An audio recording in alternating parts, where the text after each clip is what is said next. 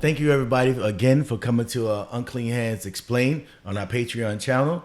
Here we're going to explain each episode or each chapter to you in more detail, but in a fun way. So I hope you guys like and enjoy, and thank you again for your support. All right, so we are now talking about episode 8. And yeah, it's pretty cruel how Lisa Chin finds the body of her fiance, even though, she talked a lot of smack to him, a couple episodes ago. She obviously still cares about him. I mean, fiance after all. And, for her to find the body, she's pretty messed up about it. I mean, it's still her baby father. I mean, everybody, relationships have up and downs. You're not always going to get along, especially when you first get in a relationship. They're young. Yeah. But to find his body like that, it was a message. It was a straight up message.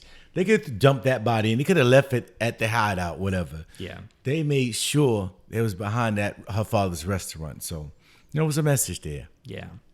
But what they really couldn't have known, I don't think, is just the chain of events that it would set into motion, leaving him there, because she then goes up to go find her father's gun.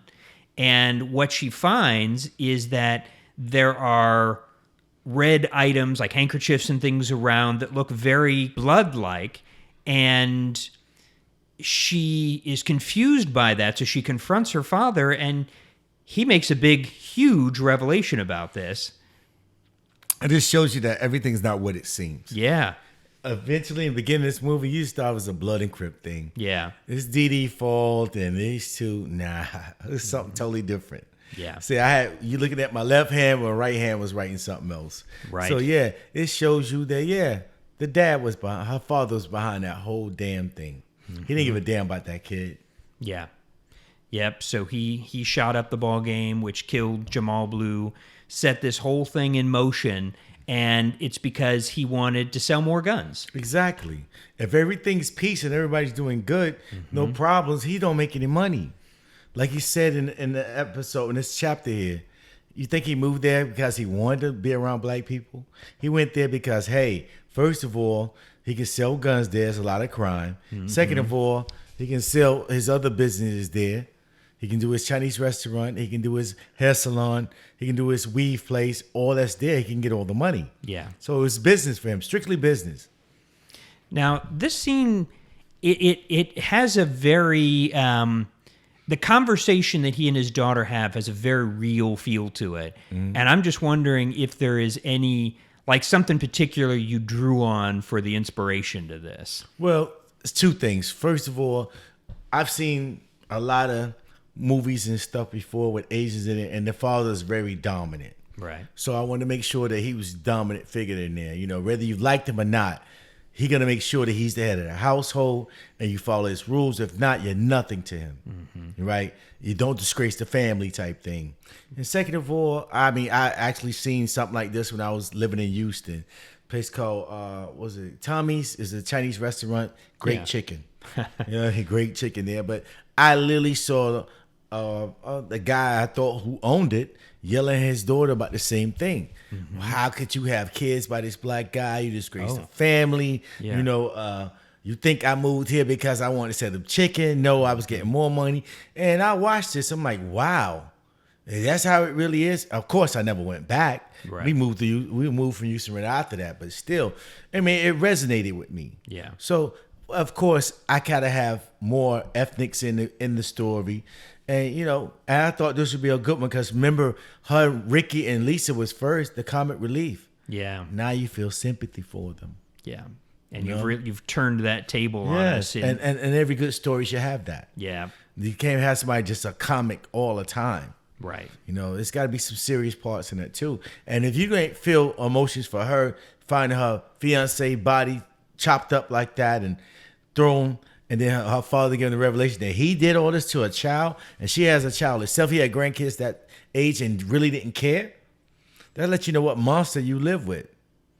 And he says as much. He says, I only let you play with black kids in the neighborhood because that's where we live. I didn't want you having children with one. Yeah, it was good for business. Yeah. I got to show, hey, I'm cool, but not really.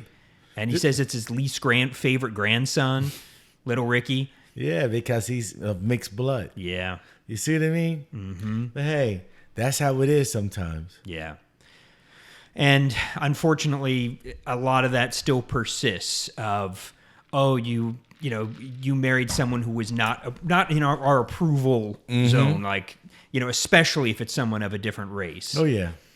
I mean, yeah, you kind of still see it, but to me, each his own. Whoever you love, you love. Yes. But, our older generation, our parents' generation, they're in their 70s now. So, Yeah. they're about to die out. Maybe our generation will change it more because we're more on the thing is love who you love. I really don't care. As long as you're happy, you don't hurt nobody. Yeah. Enjoy yourself. Yeah. Well, we can hope that it is a shift. It's just too damn slow. Yeah, I mean, but our generations will be the great grandparents eventually. Yeah. Another 20 years we are, and we don't think like that. Yes. It's only, remember that's a taught behavior.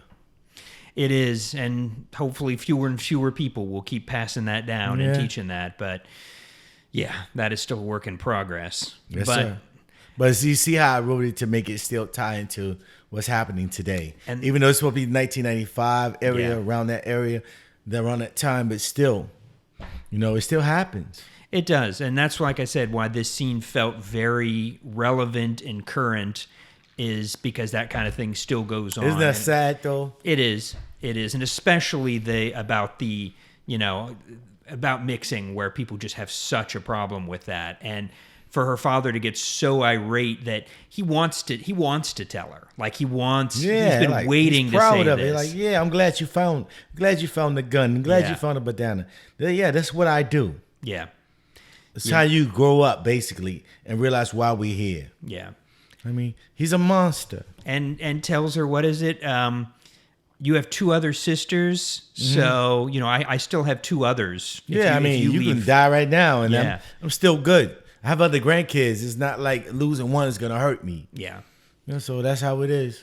But, yeah, like I said, when they left that body out there, of course they were trying to send a message, but the shock waves that are resonating out from this, they had no idea, I feel like, what they were setting up to happen next in her finding all this out. Whatever they intended to do, they got that and more. Yeah.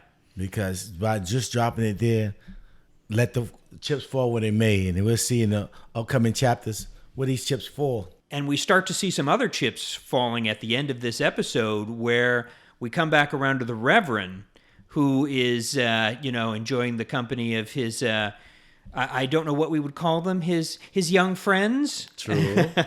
True. The Rev likes them a little younger. But like he says, they're still over age. But they're young for him. They're still legal. Yeah, but still, he's going to have an issue as well. I mean, past still come to haunt him. Bell's not done. And that's what's happening. At the very end, Bells is kicking the door in. And he's come looking for something, obviously. Yes, no matter sir. what Grandpa, I forget the last name, at the funeral parlor, no matter what Grandpa says, he's coming. Yeah, Mark Williams is Thomas Williams' grandfather. And why would Bill care? The man did 20-something years in prison. Yeah. He's going to get everything he's owed and more. I would. Yes. Just to me to survive and get out. Only thing I'm thinking about is you. I'm getting everything. So, of course, we'll see what happens. But, yeah, he interrupts Bells at the end. So one thing I did want to comment about this episode is I noticed a lot of images of Lisa and her father fighting. There were I felt like more than normal, and it added sort of a real action and energy to that scene. And I'm curious, do you have some favorites in there that were your favorite to make, or favorite how they turned out? Mine was, you had to have that conversation of going back and forth. Of course, she's angry. Yeah. Figuring out that her father is just basically telling her that, I killed that kid. So what? But to her to say, I'm never going to deal with you again. You're never going to see your grandson again. And she thinks she's storming out, but the father grabs her by the arm. Yeah. Just to solidify and tell her straight up that, hey, even though I told you this, you've been our snitch. It's easy to get rid of you. I got two other daughters. Losing you is not going to affect me at all. Yeah. And I thought that was like chilling. Like this guy, she realized that herself, her father's really a monster. Yeah. So everything she believed about him, and he was so loving and was so tolerant, that was all a lie. It was basically bullshit, a facade. Yeah. This man came there for one thing only, money. Again, she thought her father's only sell food and have these other residents. No, he didn't. His hands are not clean either. Nobody has clean hands.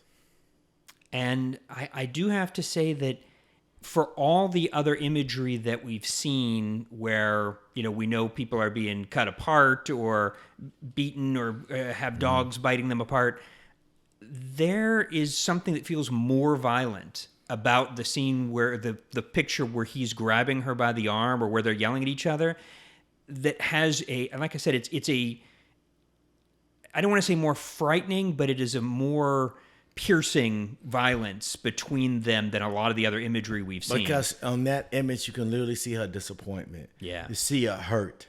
Like she really just realized what her father really is, what he's about. He really doesn't care anything about anybody but his money. And if you can't help him get the money, then you're in the way. Yeah. Now she really sees that for herself. And that's the look you see in that image. Like, wow. Everything I thought about you was wrong. And to a daughter to see her father like that, it has to be crushing, heart crushing. Yeah. My daughters will never see me like that. You know what I mean? I am who I am. I stand on mine. But to see that, it's got to be heartbreaking. And I want you to feel that. Well, I feel like it comes across very effectively in that. So it's really taking interesting turns at this point. Thank you. Mission accomplished, Well, I'm looking forward to more. So we'll talk again next week. Cool. And again, thank you all the Patreon supporters for following us and subscribing. And don't forget about our YouTube channel and Instagram channel. And we'll see you guys next week for Chapter 9.